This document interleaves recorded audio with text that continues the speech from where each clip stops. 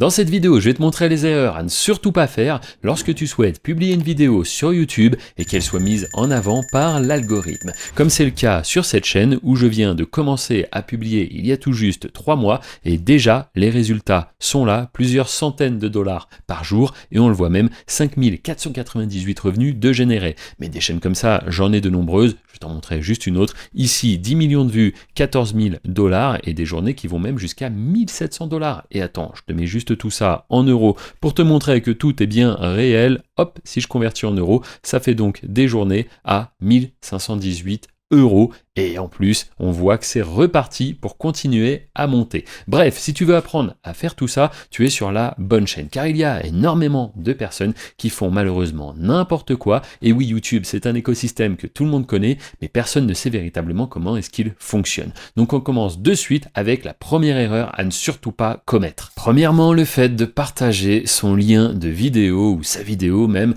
avec un peu n'importe qui. On vient de publier notre première vidéo, on est tout content, on l'envoie à nos amis, à notre famille, parfois même dans des groupes qui n'ont aucun rapport. Il faut bien que tu comprennes que le but de l'algorithme, il est simple. Trouver le bon spectateur et le mettre en face de la bonne vidéo. Si maintenant, toi, tu viens un petit peu interagir dans le travail de l'algorithme, donc en prenant ta vidéo et en l'envoyant à des personnes qui ne sont pas intéressées par ce type de contenu, c'est une énorme erreur. Pourquoi? Parce que les gens vont vouloir te faire plaisir. Peut-être que certains vont s'abonner. Super, l'algorithme voit qu'un spectateur s'abonne. Tu vas sortir une autre vidéo plus tard, l'algorithme voit que cette personne qui s'est abonnée ne regarde pas ta prochaine vidéo. Conclusion, ton contenu n'est pas pertinent, il n'intéresse pas tes abonnés.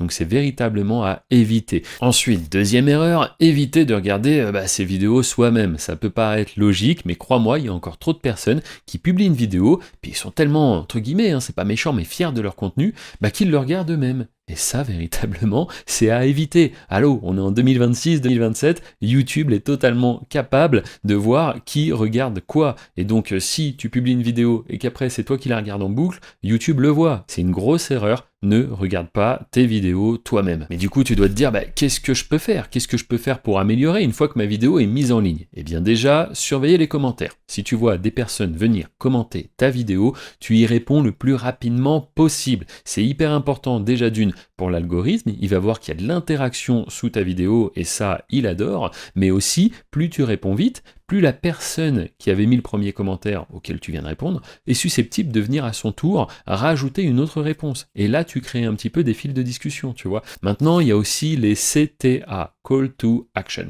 Je vais en faire un là pour que tu vois ce que c'est. Je m'appelle Hervé, je travaille sur la plateforme depuis plus de 14 ans, YouTube. Tu l'as vu derrière moi, j'ai de nombreux trophées, et j'en ai même bien plus que ça, parce que ce que tu vois là, tout de suite à l'écran, eh bien c'est moi quand je me suis lancé sur la plateforme en 2012. À cette époque-là, je me montrais, j'avais une chaîne d'effets spéciaux. Mais j'ai rapidement découvert le potentiel qu'avait YouTube. Une machine énorme capable de véritablement changer des vies, car oui, sur YouTube, attention, on peut fabriquer de l'argent, et véritablement beaucoup d'argent quand on a compris les règles de ce système. En effet, c'est plus trop un secret, certaines personnes ne le savent pas, mais quand même beaucoup sont au courant. Maintenant, à chaque fois qu'on fait des vues, on est rémunéré, c'est ce qu'on appelle le YouTube Partenaire Programme.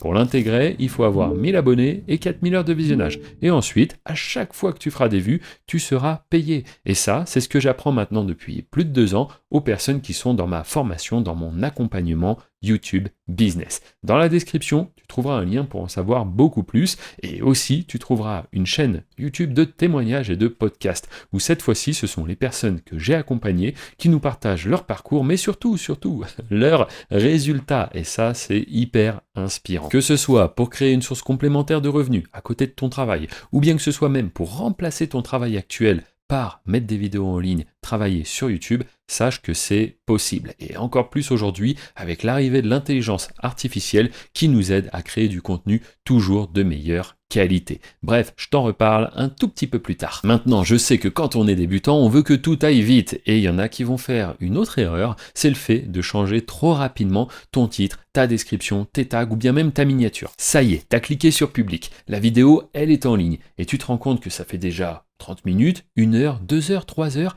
et la vidéo, elle a 2 vues. seulement 2 vues. Tu te dis, c'est pas possible, il y a un truc qui va pas. Je vais commencer à changer ça. Et puis changer ça aussi. Et puis ça. Alors là, attention, c'est le meilleur moyen de totalement perdre l'algorithme. Laisse-le faire son travail. Il est tranquillement en train d'analyser le contenu et de voir à qui il pourrait le recommander. Moi, j'ai des vidéos parfois qui ont mis des semaines avant de vraiment exploser. Non, ce qu'il faut faire sur YouTube, c'est être régulier. Donc tu t'imposes un rythme de publication. Moi, je recommande 2 à 3 vidéos par semaine. C'est très très bien. Et ensuite, tu ne regardes pas les statistiques en permanence. Ça aussi, c'est une autre erreur. Trop de personnes sont là devant les stats à regarder, alors que toi, tu devrais plutôt te concentrer sur la prochaine vidéo que tu vas publier. Comment faire pour qu'elle intéresse le spectateur? Qu'est-ce que font exactement mes concurrents? C'est tout ça que tu dois surveiller. Donc je te rappelle, comment est-ce qu'on publie efficacement une vidéo sur YouTube? Déjà, on analyse bien le sujet. On vérifie qu'il y a de la demande, on crée notre contenu, on le met sur YouTube, attention en privé, surtout pas en public, parce que si tu mets directement en public,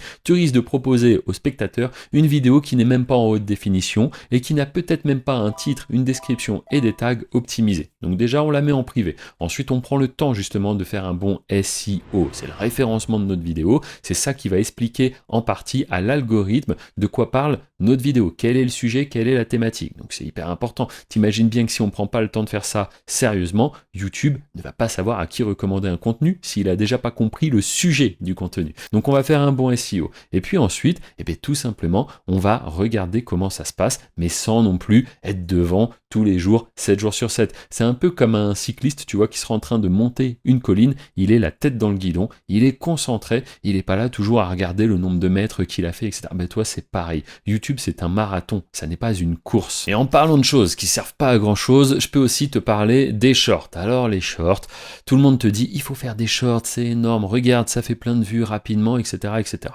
Sur YouTube, il faut comprendre qu'il y a différentes manières de consommer du contenu. Toi, tu as ta manière à toi de regarder des vidéos, et puis le voisin, lui, il utilise la plateforme différemment. On n'est pas tous pareils. Donc tu as des personnes qui utilisent YouTube exclusivement quand ils sont par exemple dans le métro, dans la salle d'attente, quand ils ont quelques minutes à perdre. Et qu'est-ce qu'ils font? C'est du YouTube Short. Pour eux, YouTube égale short. Toi, ce n'est peut-être pas ton cas. Tu te dis, ah bah tiens, sur YouTube, on peut aussi regarder des shorts. Mais réellement, est-ce que tu regardes beaucoup de shorts? Est-ce que tu regardes beaucoup de vidéos de 10 minutes ou des podcasts de 1h30? Tu vois, on est tous un peu différents et on a nos manières de consommer.